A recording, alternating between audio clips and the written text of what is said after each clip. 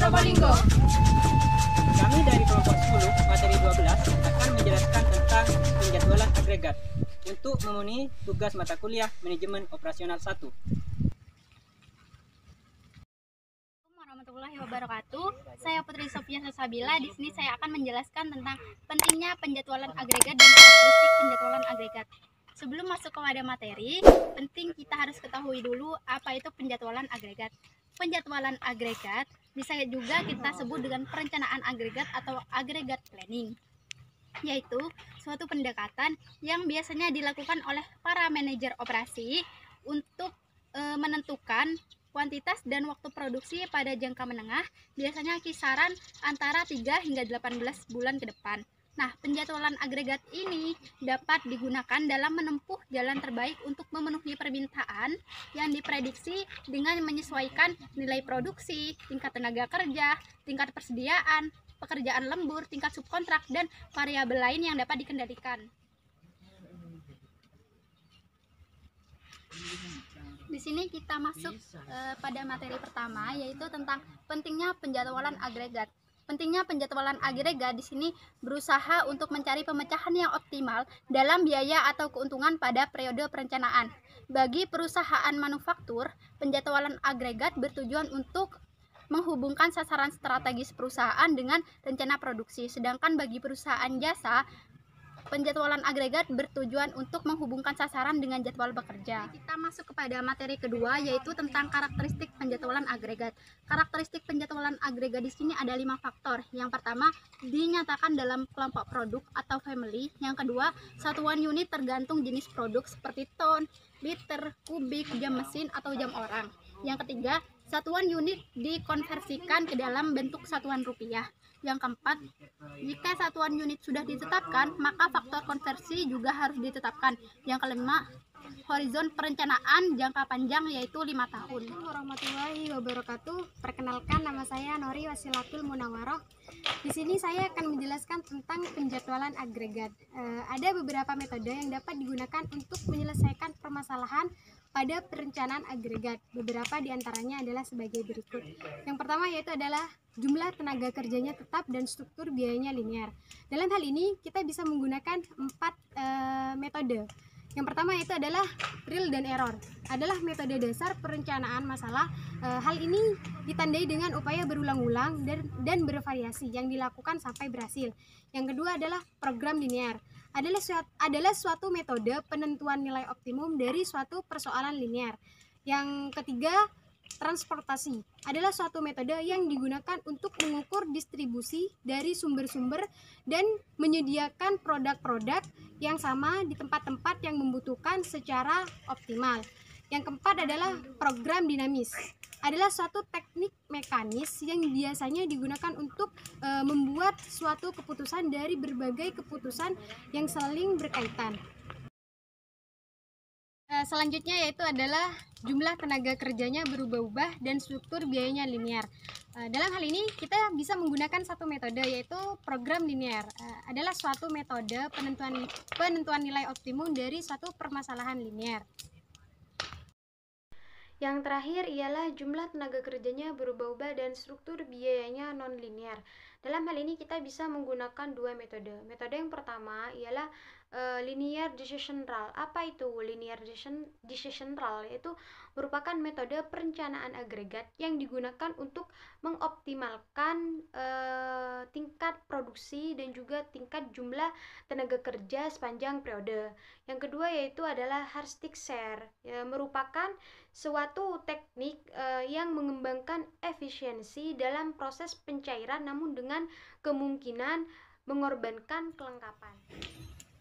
Assalamualaikum warahmatullahi wabarakatuh. Saya Siti Nurlaili. Di sini saya akan menjelaskan mengenai strategi penjadwalan agregat. Yang pertama itu menambah banyak barang ketika permintaan itu rendah. Yang kedua itu menambah para pekerja ketika permintaan itu naik. Yang ketiga itu melemburkan para pekerja. Yang keempat itu mensubkontrakkan para pekerja ketika para pekerja itu sibuk. Baik, di sini saya akan menjelaskan mengenai pengertian desagregasi. Desagregasi ini merupakan proses perencanaan agresi yang biasanya berupa jadwal produksi untuk mengelompokkan produk berdasarkan family. Nah, proses ini bertujuan untuk membuat jadwal produksi di setiap item produk secara terperinci. Bismillahirrahmanirrahim. Assalamualaikum warahmatullahi wabarakatuh. Saya Hayatul Fattah. Di sini saya akan menjelaskan tentang perencanaan agregat dalam sektor jasa. Perencanaan agregat dalam sektor jasa lebih menekankan pada peran manajemen, permintaan, dan tenaga kerja. Jadi, pengendalian biaya tenaga kerja sangatlah penting. Berikut merupakan upaya pengendalian yang dilakukan dengan teknik yang dianggap sukses, yaitu yang pertama, melakukan penjadwalan jam kerja yang tepat. Yang kedua, melakukan atau memberhentikan tenaga kerja. Yang ketiga yaitu fleksibilitas keterampilan pekerjaan individu. Yang terakhir yaitu fleksibilitas tingkat output atau jam kerja. Baik, untuk menambah pemahaman teman-teman, saya akan memberikan beberapa contoh penerapan perencanaan agregat dalam sektor jasa, ya. Yang pertama, dalam sebuah restoran, ya. Perencanaan agregat dalam sebuah restoran bertujuan untuk yang pertama memperlancar tingkat produksi, kemudian yang kedua yaitu untuk menentukan jumlah tenaga kerja. Kemudian contoh yang kedua yaitu dalam sebuah rumah sakit, ya. Rumah sakit menghadapi permasalahan perencanaan agregat dalam pengalokasian dana, karyawan, dan pasokan untuk memenuhi permintaan pasien. Kemudian contoh yang ketiga yaitu perusahaan jasa kecil, ya. Perusahaan jasa kecil ini seperti bengkel, tempat fotokopi, pusat komputer, dan lain-lainnya. Perencanaan agregat dalam perusahaan jasa kecil ini sangat menguntungkan, ya. Kenapa? Karena mengurangi biaya pembelian dan promosi serta membantu mengelola arus uang secara mandiri. Kemudian contoh yang keempat yaitu layanan lain-lain. Layanan lain-lain ini seperti jasa keuangan, transportasi, dan komunikasi, ya. Perencanaan agregat pada layanan ini biasanya berkaitan dengan kebutuhan sumber daya manusia dan kebutuhan dan mengelola permintaan, ya. Tujuannya yaitu untuk menentukan puncak permintaan dan merancang metode secara penuh memanfaatkan sumber daya kerja selama periode permintaan rendah. Kemudian contoh yang terakhir yaitu industri penerbangan. Perencanaan agregat dalam industri penerbangan ini biasanya berbentuk tabel dan jadwal. Tabel dan jadwal ini biasanya mengenai yang pertama yaitu jumlah penerbangan yang keluar masuk, kemudian jumlah penerbangan pada semua jalur, jumlah penumpang, jumlah awak pesawat, dan penentuan jumlah tempat duduk. Baik, sekian dari saya. Terima kasih. Oke guys, itu tadi pemaparan dari kelompok kami. Semoga bermanfaat. Akhirul minna. Wassalamualaikum warahmatullahi wabarakatuh. See you guys. Assalamualaikum warahmatullahi wabarakatuh. Saya Putri Sofia Salsabila. Di sini saya akan menjelaskan tentang pentingnya penjadwalan agregat dan karakteristik penjadwalan agregat. Nah, sebelum masuk kepada materi, ada baiknya dulu kita harus mengetahui apa sih penjadwalan agregat. Penjadwalan agregat selanjutnya disebut dengan perencanaan agregat atau agregat planning adalah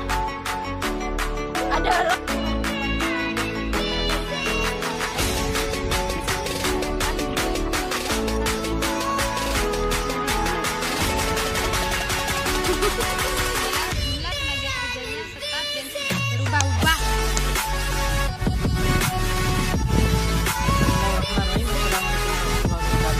Saya Hayatul Fattah. NIM 1942. Pesan nim kepira.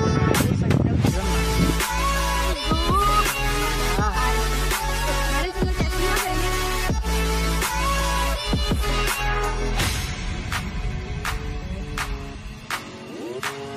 Assalamualaikum.